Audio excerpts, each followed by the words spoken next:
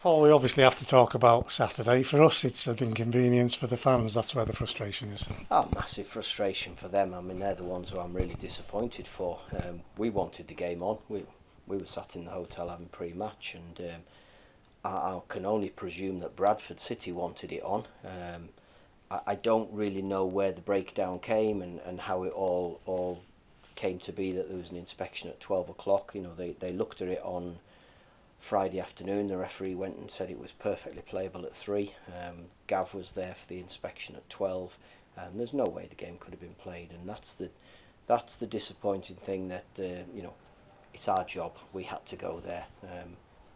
I didn't pay to go there. You know, it doesn't cost me anything to travel on the coach, but there's a lot of people. You know, I think we were looking at over 1,000 supporters making the way over to Bradford for that game, and it's a wasted journey. It's a wasted cost to them that we could all do without, really.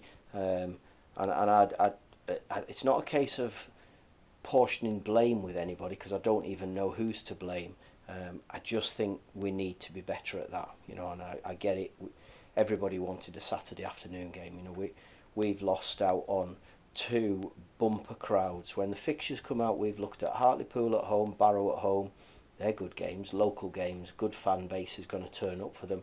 We've lost that, and you know, the likelihood is that we're not going to get the crowd on a Tuesday night against Hartlepool and Barrow that we would have done for a Saturday game.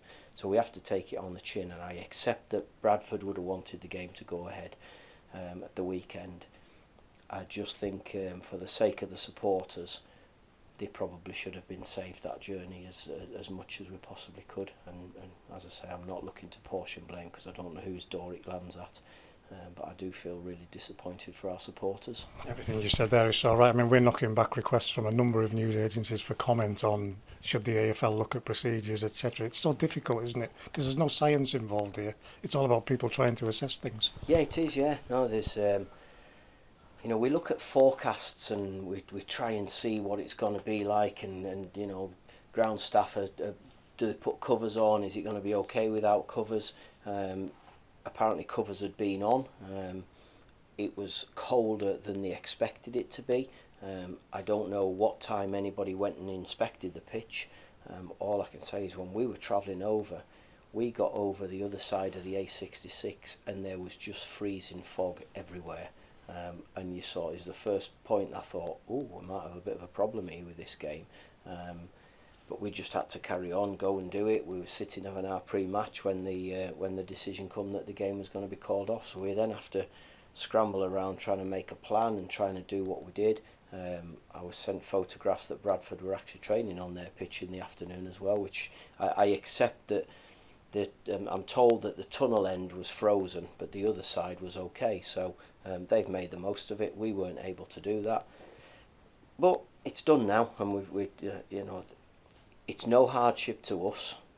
But I do think that it's the supporters who feel for. And that's possibly where organisations have to look at the fans and let's start to think about what can we do better, I suppose. Well, we are an entertainment industry, aren't we? So you know, that they have to be considered. We consider players' safety in terms of is the pitch fit to play, but we also have to consider the fans making the journey and what time are they going to set off, because you know, they're probably not going to get that back now. So it's there certainly needs to be a tightening up of the guidelines as to what's going to happen, and this only happens few and far between times. It's not something that happens regularly. I just think there needs to be a better system in place to avoid that sort of thing happening again. How much does it change your Sunday and Monday? Well, it changed my Sunday in that I didn't have to watch the game back, and I could start looking at Hartlepool sooner. And it's disruptive, but there's no point worrying about it. We couldn't change it. The minute the decision's made. Well, in fact, on the way over, I already started discussing with Gav and Jamie Roper what we're going to do if this game is called off, as there's a chance. What are we going to do? How are we going to prepare for Tuesday night? Because that's the most important one now, and that's what we did. We got our plan in place, and we've come in. We've trained again today.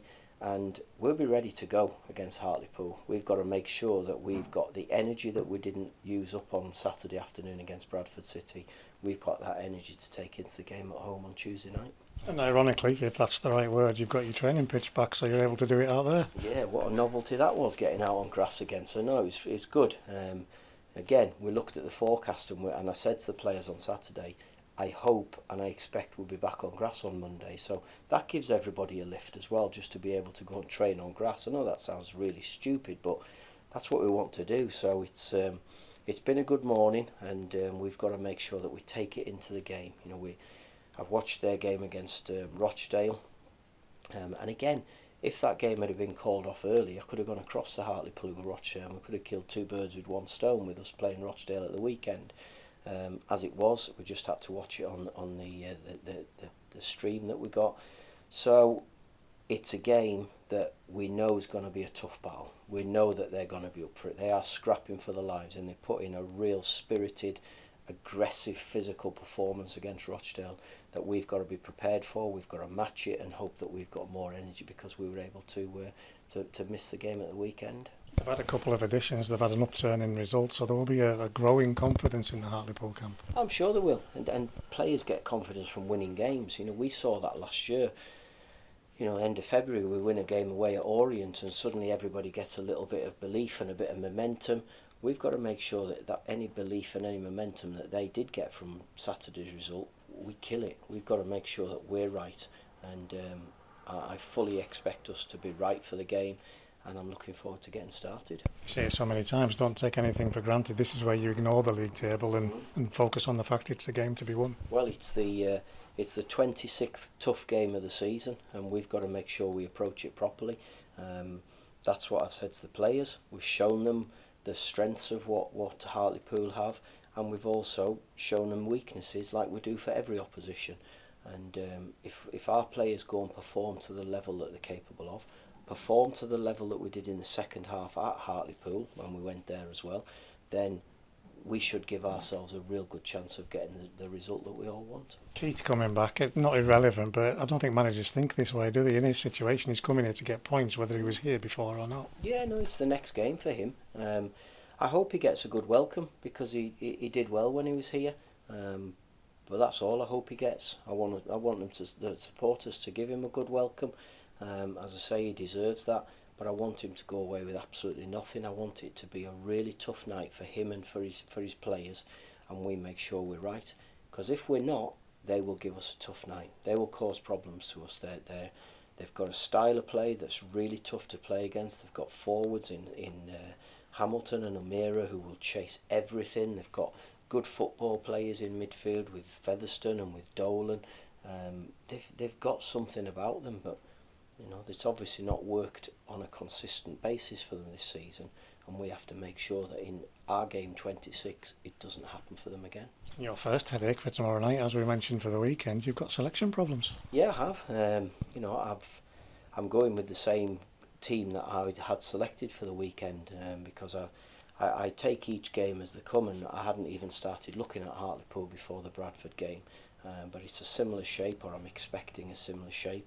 So the team that was going to go up at Bradford will go again, and hopefully it's the right one. The real benefit that we've got is we've got a very, very good bench as well, with some good options who can come on and finish the game for us. And it's been rearranged for different reasons, but it's a Saturday to a Tuesday night game. It won't be as big a crowd as we would have had, but they'll be up for it, both sets of fans. Yeah, I really hope that I'm not worried about their fans. I really hope that our fans are up for it. I hope that they come in and support us, and I do accept it's different on a Tuesday to a Saturday, and there are, you know, different obstacles that get put in the way for people on a Tuesday night. We really want it. We want the supporters backing us. We're, you know, getting down to base tax about it. I want supporters backing us for the financial benefit that the club get. We need as many people in here as we possibly can. Make it a good atmosphere and give the players something to go for. We spoke so recently. I'll just close off with a general question on the transfer window and injuries. Anything different on either? No, nothing at all. Certainly been no inquiries. I keep being asked, you know, such and such is going here. No, there's been no phone calls for any of our players. I don't want any phone calls for players, but it's still exactly the same. If I do get one, I am hoping that they only leave either because it's an absolutely ridiculous offer that the club can't refuse to get us better, or I believe it's right for the player and their long-term future. As I say, there's not been anything. I'm not looking to bring anybody else in at this moment in time, and we'll just keep going as well as we possibly can. Thank you for your time.